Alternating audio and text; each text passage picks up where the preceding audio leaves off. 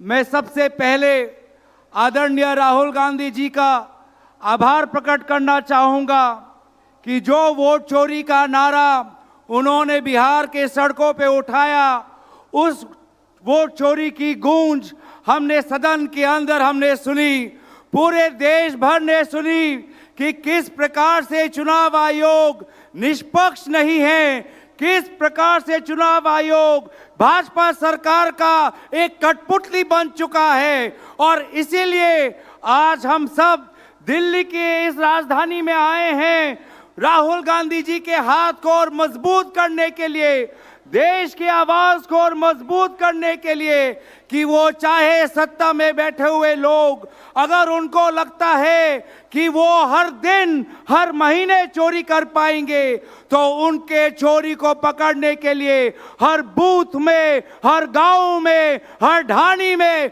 लड़ाई लड़ेगा हमारे कांग्रेस का कार्यकर्ता।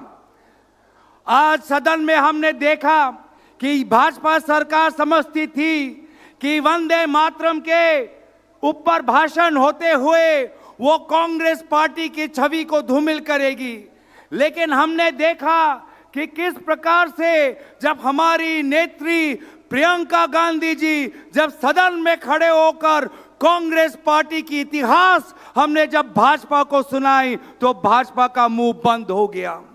हमने सदन के अंदर यह भी देखा कि जब आदरणीय नेता राहुल गांधी जी जब खड़े हुए, आंख से आंख मिलाकर उन्होंने अमित शाह जी को कहा कि अमित शाह जी, मेरे 3 प्रेस कॉन्फ्रेंसेस पर हो जाए एक बहस, हो जाए एक चर्चा। तो जिस प्रकार से इन्होंने अमित शाह जी को ललकारा तो अमित शाह जी भी हड़बड़ा गए। अमित शाह जी भी राहुल गांधी जी के उस चैलेंज को उसका जवाब वो नहीं दे पाए। आज हमें बात समझनी है, जो बात सदन के अंदर राहुल गांधी जी ने सबको कही कि ये जो वोट, ये हमारा अस्त्र है, ये वोट हमारी आवाज है।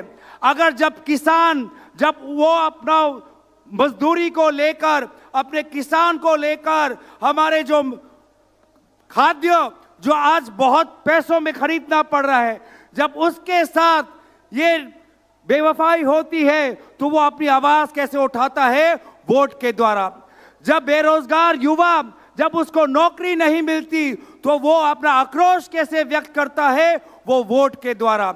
वे महिला जिस पर अत्याचार होता है, वो महिला अपना गुस्सा कैसे दिखाती है? वो वोट के द्वारा। तो इसीलिए अगर लोकतंत्र में हमारे किसानों की, बेरोजगार युवाओं की, महिलाओं की, गांवों की, विभिन्न प्रांतों की अगर आवाज उठानी है तो उनका आवाज होता है वो वोट। और इसीलिए ये भाजपा ये समझती थी कि पिछले लोकसभा चुनाव में उनके 400 पार सीट आएंगे। जब देखा कि 400 पार उनका सपना विफल हो गया, लोग उनके खिलाफ हैं, तो उन्होंने ये वोट चोरी शुरू की। वोट चोरी इसलिए शुरू की क्योंकि उनको पता था कि लोकसभा के बाद वो हरियाणा हारने वाले हैं, हरियाणा के बाद वो महाराष्ट्र हारने वाले हैं, हरियाणा महाराष्ट्र के बाद वो बिहार हारेंगे और बिहार हारने के बाद उनकी केंद्र सरकार चली जाएगी। और सिर्फ जब देखा कि हरियाणा हारेंगे, महाराष्ट्र हारेंगे, बिहार हारेंगे, तो उन्होंने वोट चोरी शुरू की। वोट जो हमारा लिस्ट है वो फर्जी वोटर लिस्ट निकालने की शुरुआत की। इलेक्शन के बीच 10,000 रुपए फैलाने की बात की और केंद्र निर्वाचन आयोग, chief election commissioner Amit Shah ji के एकदम खास ज्ञानेश कुमार जी को चीफ इलेक्शन कमिश्नर के कुर्सी पर बैठाया, और ताकि कोई भी उन पर कानूनी कार्रवाई ना हो, इस प्रकार से एक नया कानून लेके आए हैं।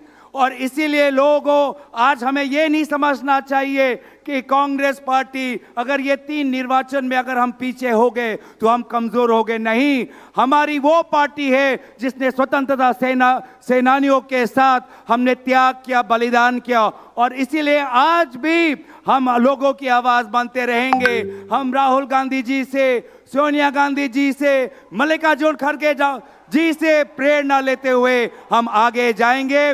मैं सभी दूर से आए हुए, उत्तर भारत से, दक्षिण भारत से, उत्तर पूर्व और पश्चिम से सभी को अपना विनम्र में नमस्कार विनम्र नमस्कार देते हुए मैं यहीं पर अपना भाषण समाप्त करता हूं।